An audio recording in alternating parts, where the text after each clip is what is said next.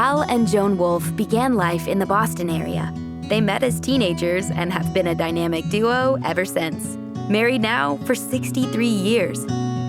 I had a friend who lived in the general apartment building that I lived in. He said to me, there's really a cute girl that I know that you might want to take out on a date. And I said, sounds good to me.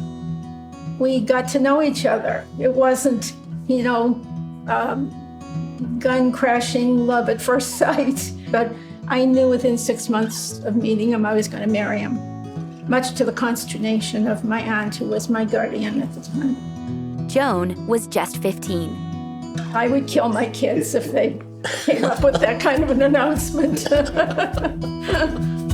Working in a corner drugstore, serving up sodas and ice cream, and eventually helping fill prescriptions, led Hal to a lifelong passion for pharmacology.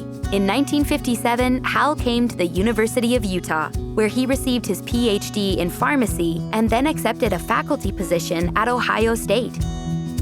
I always enjoyed the ability to help people who had some type of medical issue and they needed some drug or some other thing that could be found to be helpful in a pharmacy.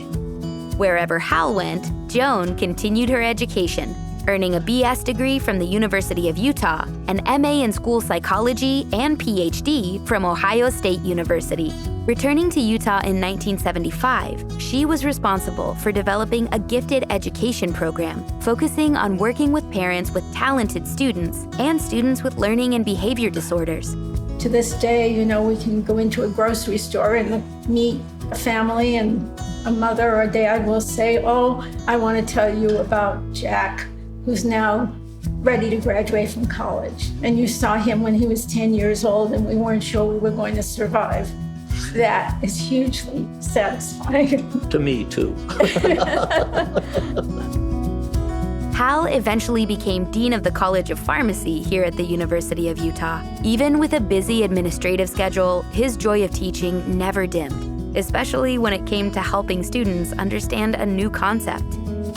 When I was teaching and somebody had asked me a question, and I could write 4 or 5 things down and draw a couple of things and some arrows, and I'd turn back and I'd see somebody there looking at that would go, "Oh," and that was, "Oh, now I understand."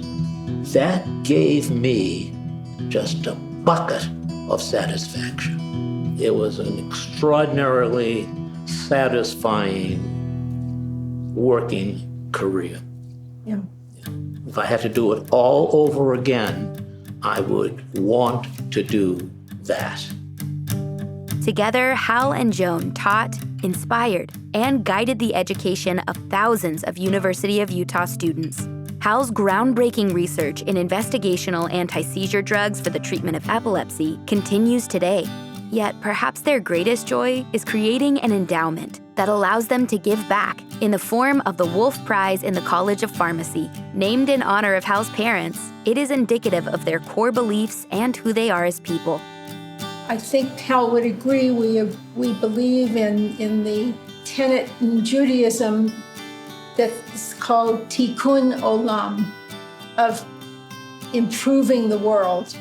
So in a very small way, and through a wonderful experience at the University of Utah, we have been made an effort to do just that. Beloved by their students, peers, and friends, their contribution to the University of Utah and our community continues to have lasting impact. Not bad for 2 teenagers from Boston. The University of Utah has provided tremendous amount of collegiality for both Hal and for me.